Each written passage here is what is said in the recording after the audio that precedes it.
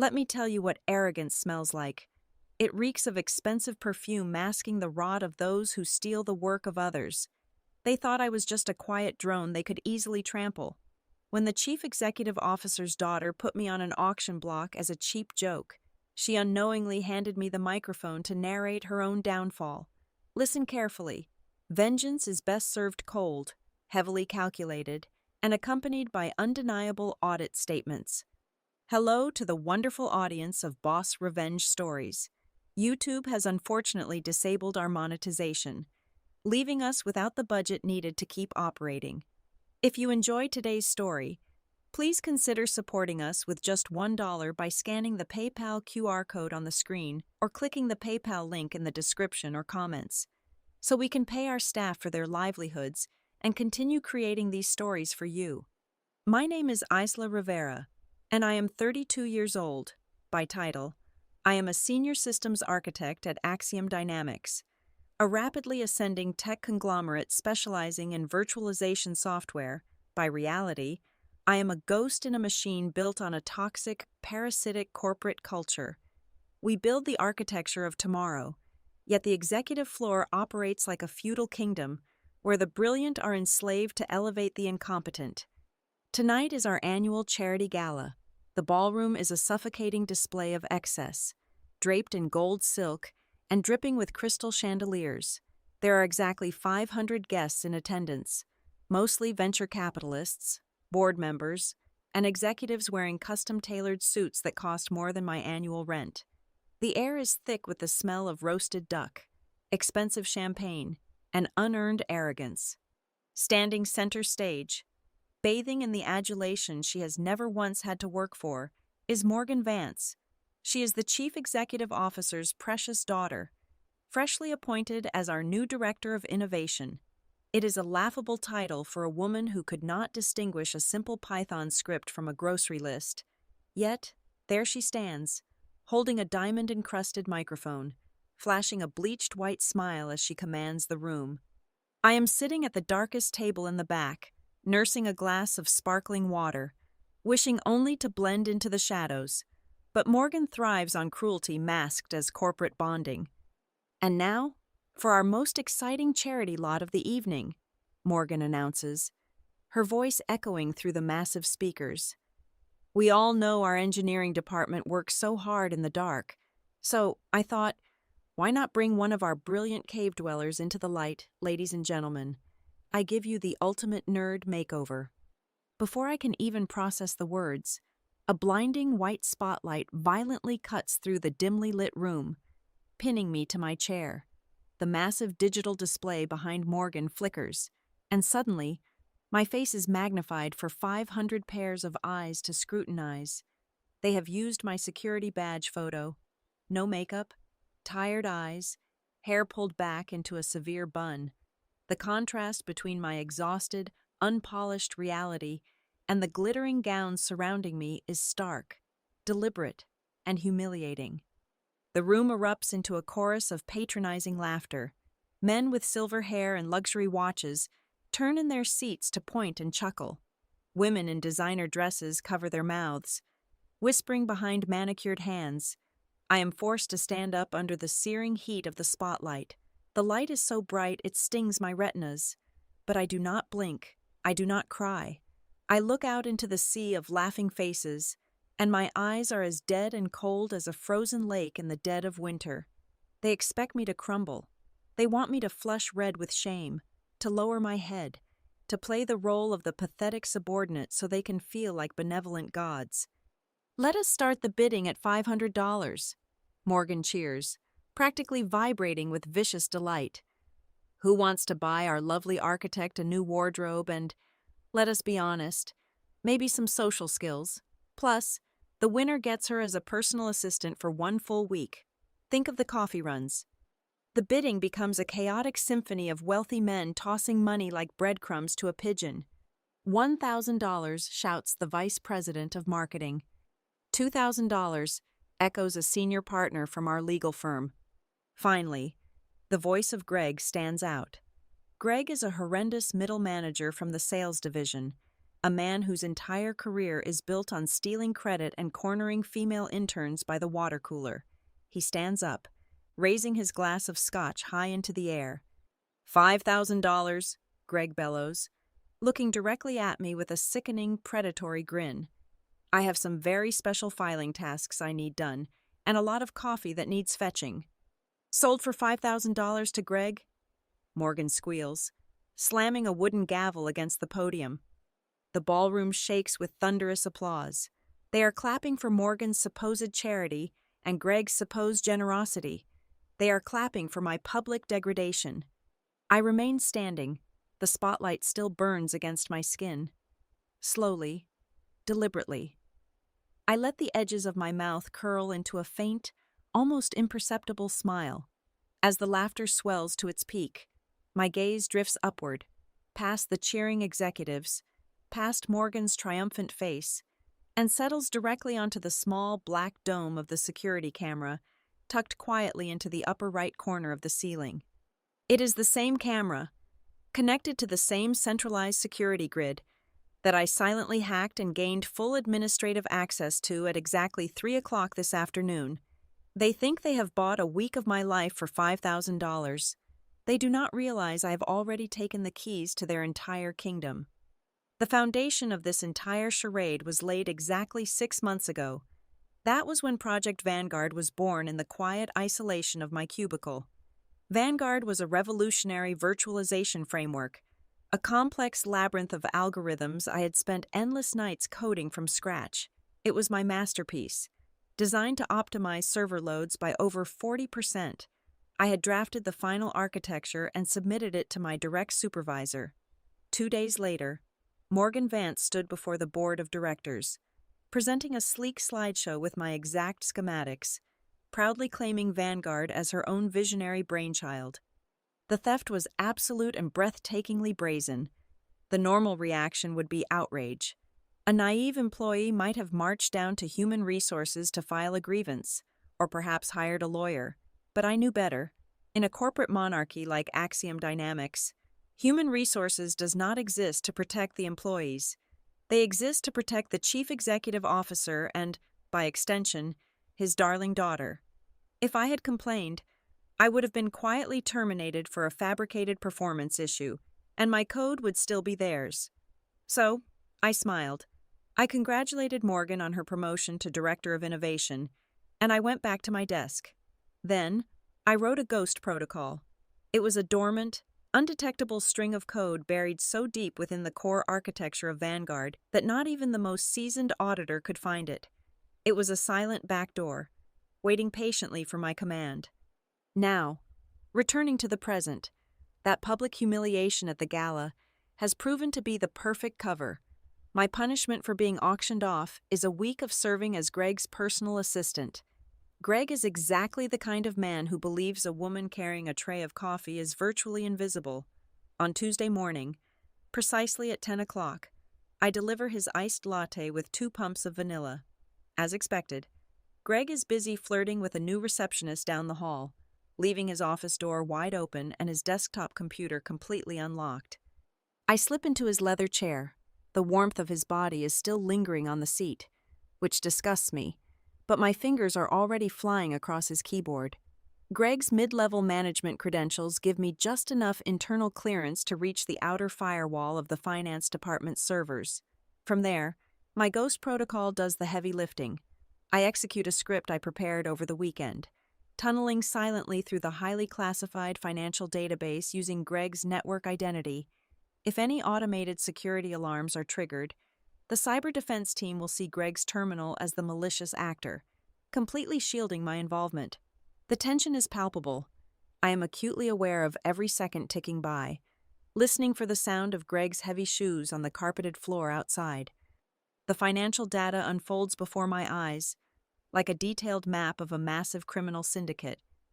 I begin querying the expense reports specifically associated with Project Vanguard. What I find makes my blood run cold, followed quickly by a rush of pure venomous adrenaline. Morgan and her inner circle are not just stealing my code, they are bleeding the entire company dry. I uncovered dozens of ghost contracts scattered across various offshore shell companies.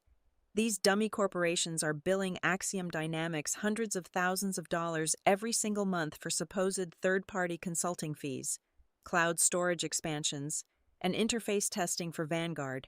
None of these services actually exist.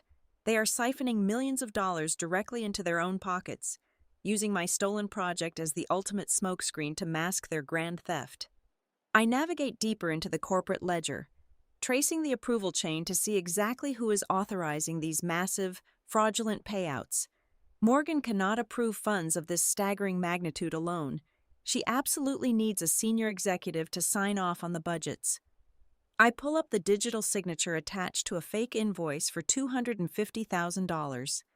The name rendered on the glowing screen is a physical blow to my chest. David Thorne. David is the Chief Technology Officer. He is my direct boss, my trusted mentor. The man who hired me 5 years ago and promised me that true talent would always be rewarded here. He was the one I originally submitted the Vanguard source code to 6 months ago.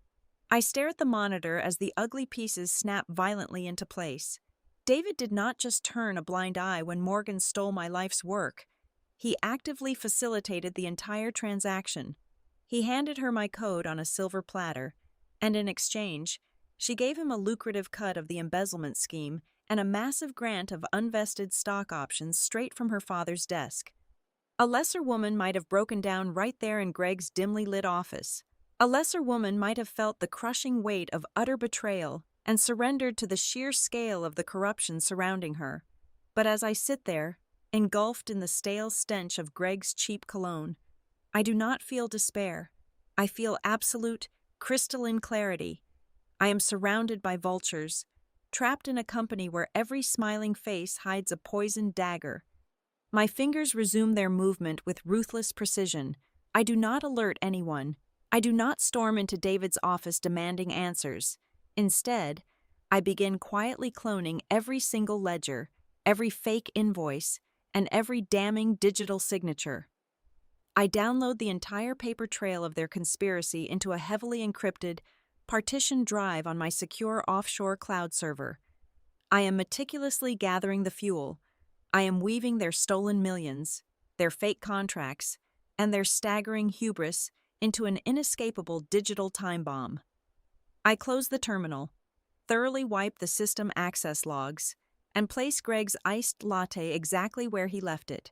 Just as I hear his heavy footsteps returning down the hall, I step back, lower my eyes, and play the role of the obedient servant, knowing perfectly well that the countdown to their destruction has officially begun. If I simply printed out the encrypted ledgers and handed them to the authorities today, nothing would happen. That is the fundamental delusion of the working class. The belief that the truth is a shield.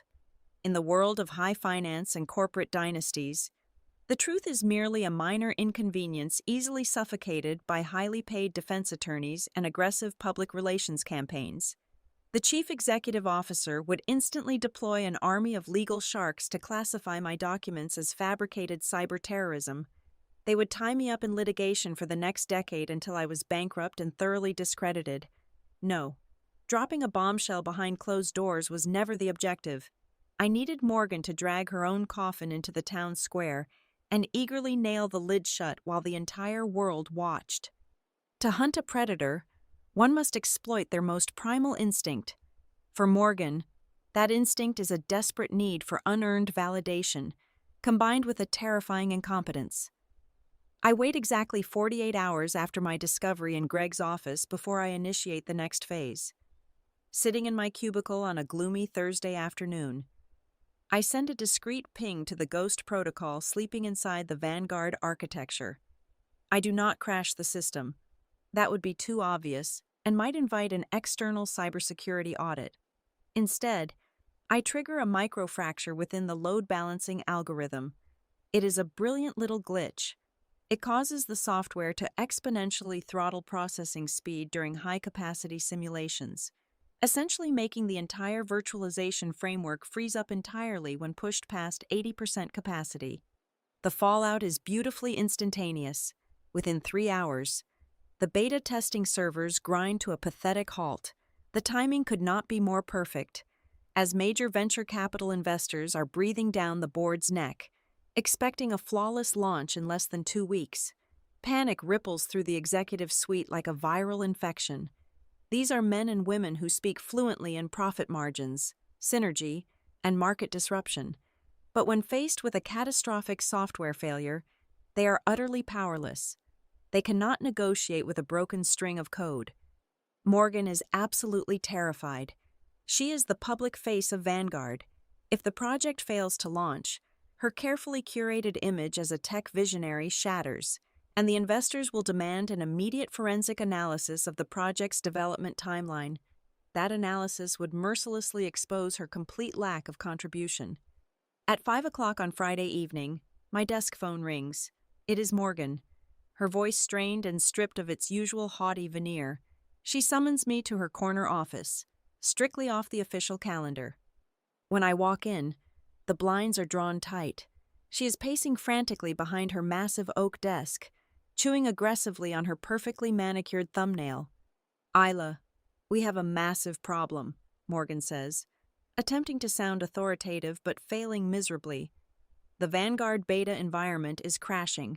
The investors are threatening to pull $40 million in funding if we do not show them a stable build by Monday morning. I need you to fix this quietly. No incident reports, no logging tickets with the technical support desk." I maintain a mask of mild concern. "I understand the urgency, Morgan. However, diagnosing a core architectural failure requires deep diagnostic privileges. My current clearance only allows me to patch surface-level interfaces. I cannot access the root kernel without supreme administrative rights, the kind of rights only the Director of Innovation possesses." She hesitates. Handing over supreme administrative access is a colossal security violation. It gives the user absolute control over every single byte of data flowing through the company, from the engineering servers to the encrypted executive vaults. But Morgan does not understand the magnitude of what she holds. She only understands that her neck is on the chopping block, and I am the only one who can save her. "Fine," she snaps, sliding her platinum-plated security token across the desk. "You have my credentials for exactly 24 hours. Fix the damn code, Isla. And remember, this conversation never happened." "Understood," I reply evenly, slipping the token into my pocket. My heartbeat is a steady, rhythmic drum. She thinks she has just ordered a subordinate to clean up a mess. She does not realize she just handed the executioner the key to the armory. I return to my workstation as the office empties out for the weekend. The building grows silent. Save for the hum of the air conditioning, I plug her security token into my terminal. The screen flashes green. Supreme Administrator access granted. This is the exact moment the hunt shifts. Using her unparalleled security clearance, I do not just fix the tiny bug I created, I dive straight back into the highly classified financial servers. I systematically scrub every single trace of my own unauthorized access from Greg's computer earlier in the week. I wipe my digital fingerprints clean off the network so thoroughly that I become a complete ghost. Then, I turn my attention to the stolen millions. With absolute precision, I alter the routing metadata of the dummy corporations. I rewrite the digital breadcrumbs of the embezzlement scheme so that every fraudulent invoice, every offshore transfer, and every fake vendor payment points undeniably and permanently toward one single destination. I link the entire web of financial corruption directly to Morgan's private offshore bank account in Geneva, Switzerland. I embed her administrative signature into the fraudulent transaction log so deeply that no forensic accountant could ever untangle it. I forge the perfect illusion that she has been operating this entire criminal enterprise solo, actively bypassing her father and the board of directors. By 3 o'clock in the morning, the trap is fully set and entirely invisible to the naked eye.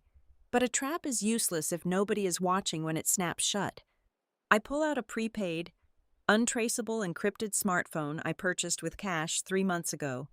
I create an anonymous, highly secure email alias. I draft a very brief, cryptically worded message detailing massive financial irregularities involving Project Vanguard and Axiom Dynamics. I attach exactly 3 partial screenshots of the altered ledger. It is not enough to prove the whole case, but it is more than enough to smell like blood in the water. I address the email to an incredibly ruthless investigative journalist at the Wall Street Journal. A woman famous for tearing down corrupt tech executives with terrifying precision. I hit send. The breadcrumbs have been dropped. Now, all I have to do is wait for the hounds to catch the scent. By Tuesday morning, the air in the office is thick enough to choke on. At exactly 9:30, a towering security guard appears quietly at my cubicle. He does not ask. He instructs me to follow him immediately. We bypass my department entirely and take the private executive elevator up to the highest floor. The heavy oak doors open to the grand boardroom, a cavernous space dominated by a massive mahogany table. Sitting at the head is Richard Vance, the chief executive officer. His face is the color of bruised plum, radiating pure, unadulterated fury. To his right sits Morgan, looking incredibly smug, and to his left is David Thorne, my traitorous direct manager. The room is dead silent. Richard slams a thick red folder onto the table. Our cybersecurity division detected an unauthorized, heavily encrypted data packet leaving our servers late Friday night, he growls, his voice echoing off the glass walls. It was routed through a complex proxy, but they managed to trace the origin terminal. It came directly from your workstation. Isla, for a split second, my heart stops. Did they find the breadcrumbs I sent to the Wall Street Journal? Num. My proxy was absolutely flawless. I look at the folder. They found exactly what Morgan wanted them to find. Morgan stands up, smoothing the skirt of her designer suit with feigned distress. Father, it pains me to say this, but we conducted a deep forensic dive into Isla's internal communications over the weekend. She slides a stack of printed papers across the polished wood. We uncovered a series of drafted emails hidden on her local drive. She has been secretly communicating with a rival tech firm, attempting to sell the Vanguard source code to the highest bidder. I stare at the papers. They are magnificent forgeries. The timestamps, the syntax, even the subtle technical jargon are perfectly tailored to look exactly like my writing. But Morgan is nowhere near smart enough to forge something this precise. I glance at David. He refuses to meet my eyes, staring intently at his polished leather shoes. He built these fakes for her. Why would you do this? Richard demands, slamming his fist on the table.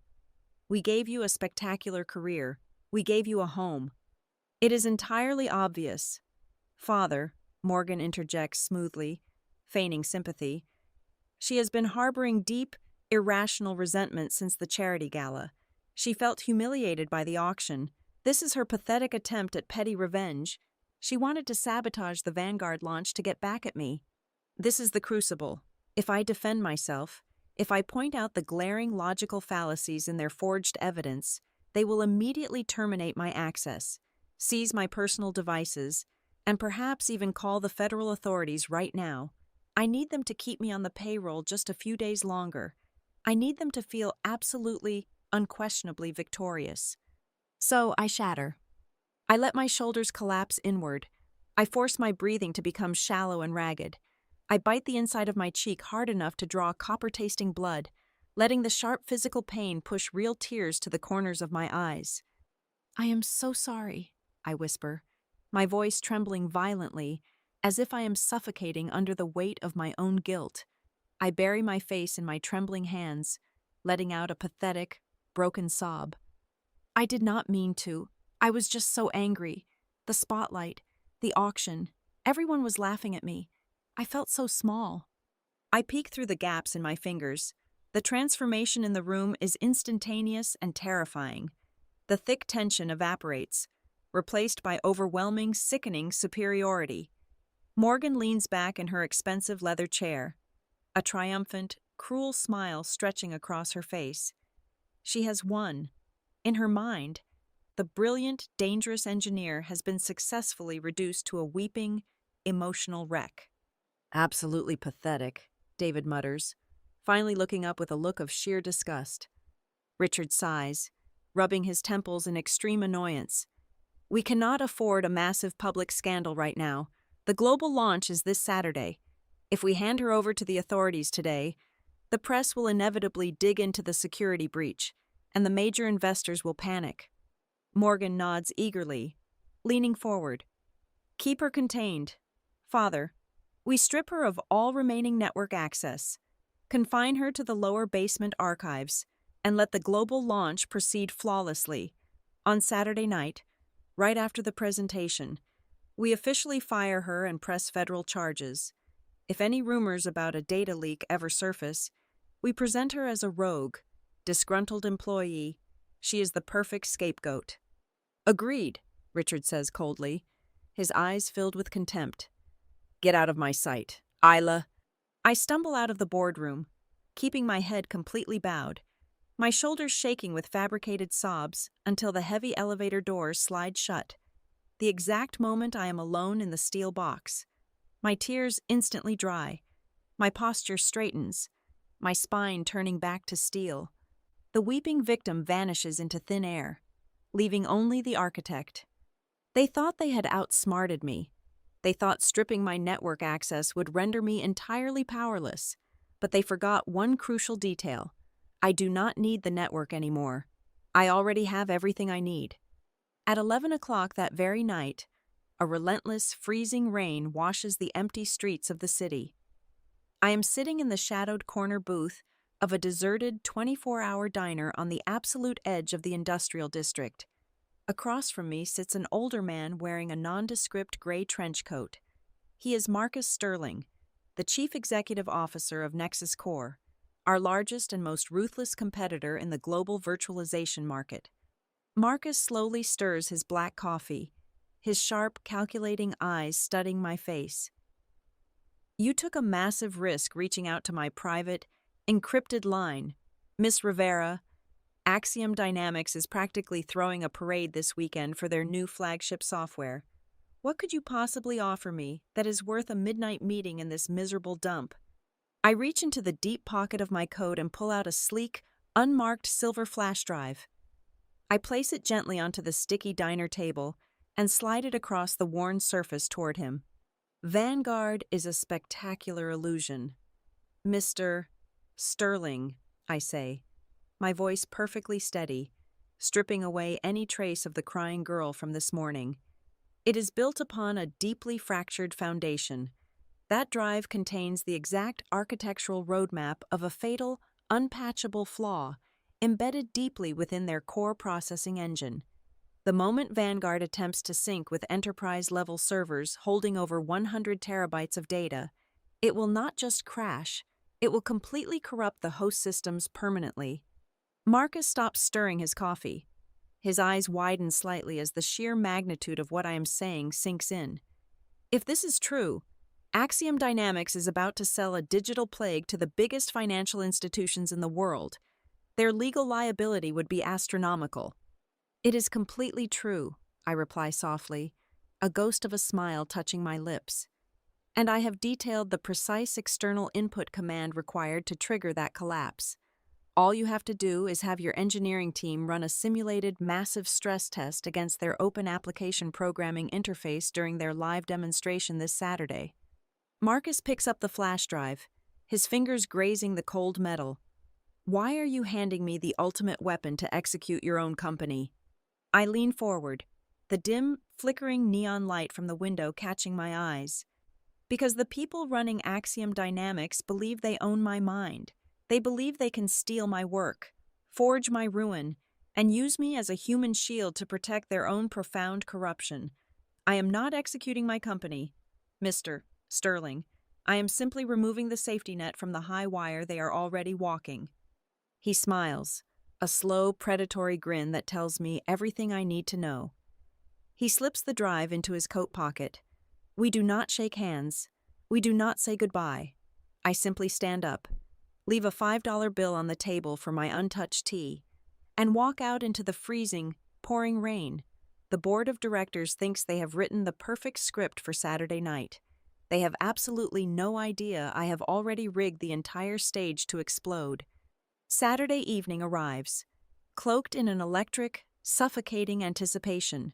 The Axiom Dynamics global launch event is being held at the Grand Metropolitan Convention Center, a sprawling cathedral of glass and steel.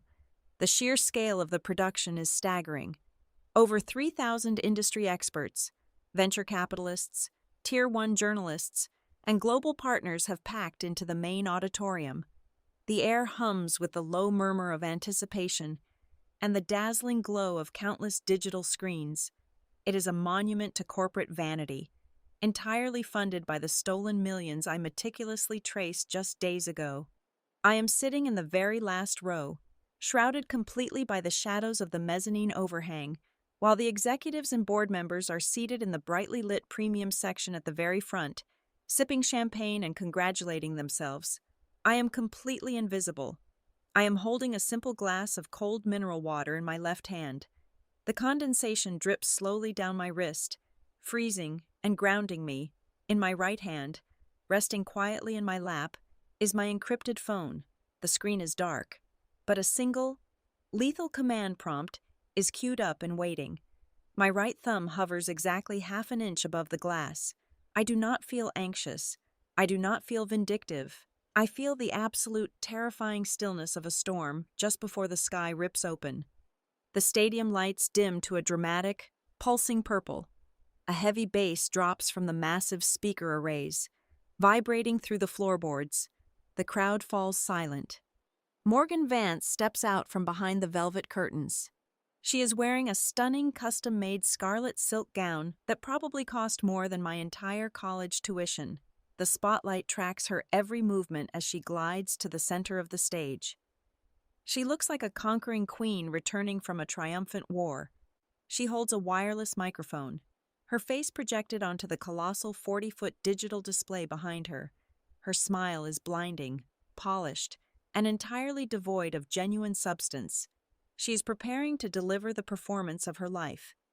She is going to present my stolen masterpiece, and then, as planned with the board of directors, she is going to publicly announce the discovery of a rogue saboteur in their ranks, dramatically terminating my employment to secure her narrative as the flawless savior of the company.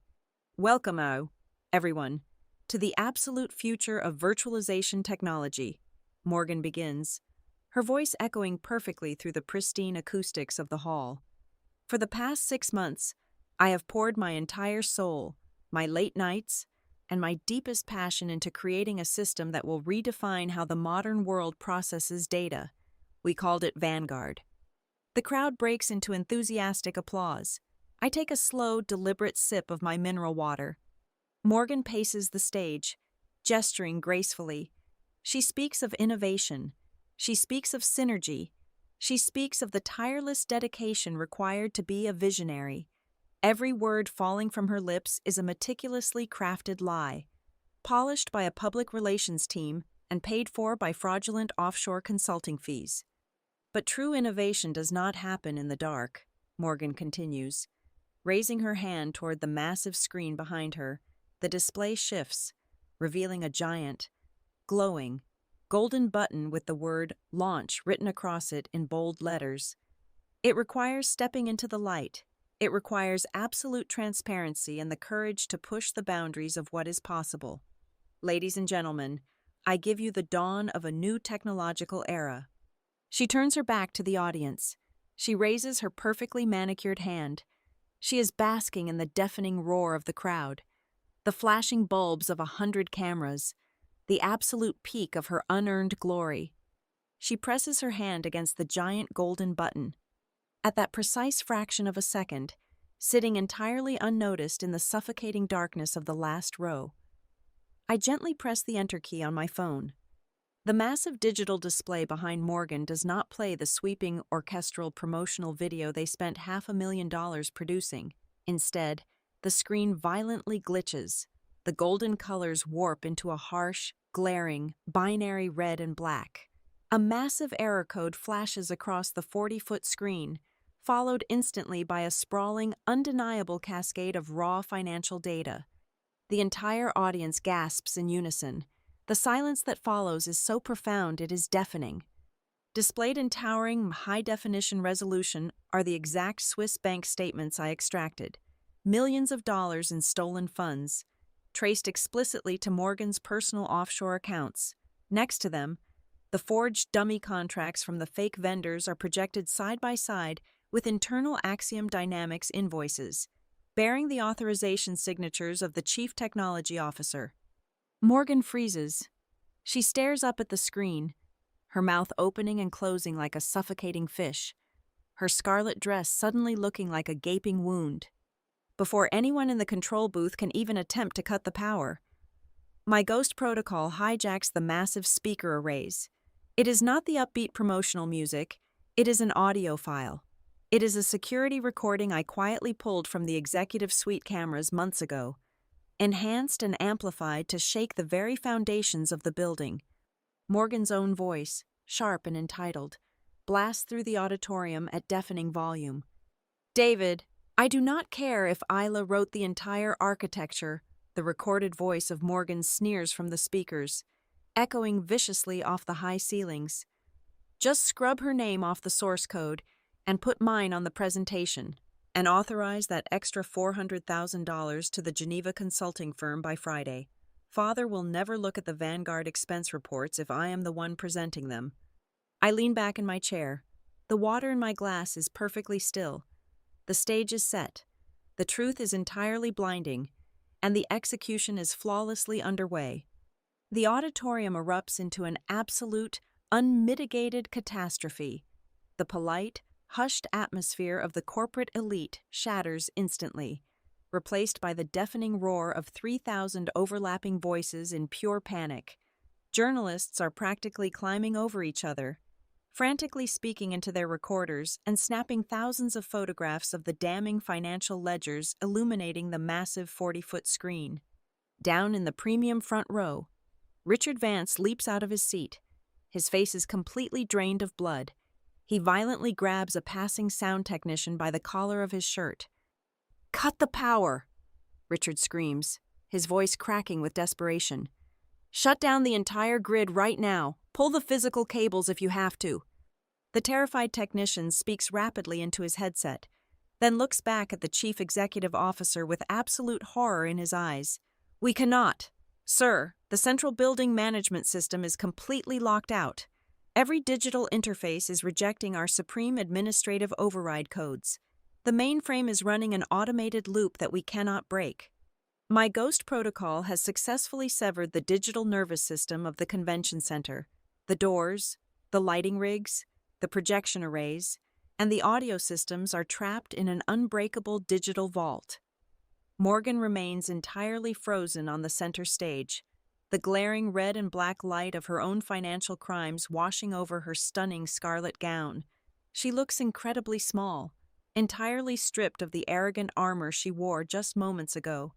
Then, an entirely new wave of chaos washes over the room. It starts as a low, synchronized humming sound. Thousands of smartphones in the pockets and purses of the attendees begin buzzing furiously at the exact same second. The push notifications have arrived.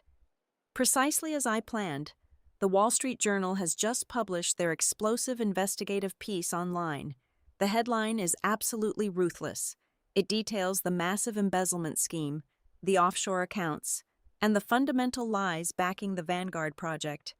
Because the global markets are still actively trading in after-hours sessions, the reaction is brutally instantaneous. Within exactly 12 minutes of the article going live, the stock value of Axiom Dynamics plummets by 40%. Billions of dollars in market capitalization evaporate into thin air while the board of directors watches helplessly from the front row. Before Richard can even attempt to usher his daughter off the stage, the heavy brass doors at the back of the auditorium are shoved violently open. A squad of federal agents from the Securities and Exchange Commission, flanked by armed federal marshals, marches swiftly down the center aisle. Their dark windbreakers are a stark contrast to the sparkling evening gowns and expensive tuxedos scattering out of their way. They do not hesitate. They march directly up the stairs to the main stage. The cameras flash brilliantly as an agent firmly grabs Richard by the shoulder, spinning him around. Another agent steps right up to Morgan. He swiftly pulls her arms behind her back, and the sharp, Metallic click of heavy steel handcuffs echoes through the silent microphone she dropped on the floor. Morgan Vance, you are under federal arrest for wire fraud, corporate embezzlement, and securities manipulation, the agent announces, his voice ringing out clearly over the stunned crowd. Tears of pure terror and smeared expensive mascara are streaming down Morgan's face. She is entirely hysterical, struggling against the iron grip of the marshals as they drag her roughly down the stage steps. Richard is utterly silent, his eyes wide and vacant as the steel cuffs secure his wrists. The untouchable corporate monarchy has been publicly slaughtered. As the marshals escort Morgan back up the main center aisle toward the exit, I slowly step out from the deep shadows of the back row. I stand directly in her path. My posture is perfectly straight, my hands resting calmly at my sides. When Morgan looks up and sees my face, the realization of what has truly happened hits her like a physical blow. The weeping victim from the boardroom is gone. The architect of her destruction is standing right in front of her. She lunges toward me, her teeth bared like a cornered, rabid animal. "You did this!" she screams, her voice tearing her throat, her manicured nails clawing uselessly at the air as the marshals hold her firmly back. "I will completely destroy you. Isla, you are nothing." I do not flinch. I do not raise my voice. I simply take one deliberate step forward, leaning in close until my lips are just inches from her ear. "You auctioned my time far too cheaply," I whisper, my tone entirely devoid of emotion, as cold and absolute as a winter storm. "Now, you will have a great deal of time in federal prison to think about exactly what it is worth." Morgan shrieks, a wild, entirely unhinged sound, as the agents finally drag her out of the auditorium and into the flashing red and blue lights waiting outside. 2 hours later, the auditorium is completely empty, save for the remaining 5 members of the board of directors. They are huddled in the glass-walled executive suite overlooking the stage. The screen below is still looping the damning evidence. Axiom Dynamics is bleeding to death by the second, teetering on the absolute brink of total bankruptcy. They know the Vanguard code Morgan presented is fatally flawed, because the competitor, Nexus Core, has already publicly teased their knowledge of the vulnerability. The board is trapped in a burning building, and I am holding the only fire extinguisher. When I open the glass door and step into the room, they all look up at me. There is no arrogance left in their eyes. There is only absolute, pathetic desperation. The interim chairman, an older man trembling with exhaustion, clears his throat. "Miss Rivera, the system is completely locked. The investors are threatening a massive class action lawsuit. We need you to shut off the screens, and we need the true, functional core architecture of Vanguard to salvage this company." I walk slowly to the head of the long glass table, the exact seat Richard occupied just a few days ago. I reach into my bag and pull out a thick, legally binding document I had drawn up yesterday. I slide it smoothly across the table toward the chairman. "I will unlock your servers, and I will deploy the uncorrupted Vanguard framework," I state evenly, my voice cutting through the thick tension. "In exchange, these are my immediate terms. I am instantly appointed as the Chief Technology Officer of this entire conglomerate. I personally retain 100% of the intellectual property rights to the Vanguard architecture. And finally, every single one of you sitting in this room will submit your unconditional letters of resignation by 8 o'clock tomorrow morning." The chairman stares at the contract, his hands shaking. He looks at the other board members. They have absolutely zero leverage. I have systematically cornered them into a perfect checkmate, without a single word of protest. The chairman clicks his pen and signs his name on the dotted line. I pick up the signed contract, perfectly smoothing the paper. I turn around and look out the massive glass window at the glowing city skyline. They thought they could use me as a stepping stone. They learned the hardest lesson in the corporate world. The quietest person sitting in the darkest corner of the room is always the most dangerous. Thank you so much to everyone for staying with me and listening to my story until the very end. I would love to know where you are all listening from today, so please let me know in the comments below if you enjoyed today's story and want to help us keep this channel alive. Please consider supporting us with just $1 by scanning the PayPal QR code on your screen or by using the PayPal link in the description and pinned comment. Your support pays our hardworking staff, helps them feed their families, and allows us to keep creating more amazing stories for you. Thank you, and I will see you in the next one.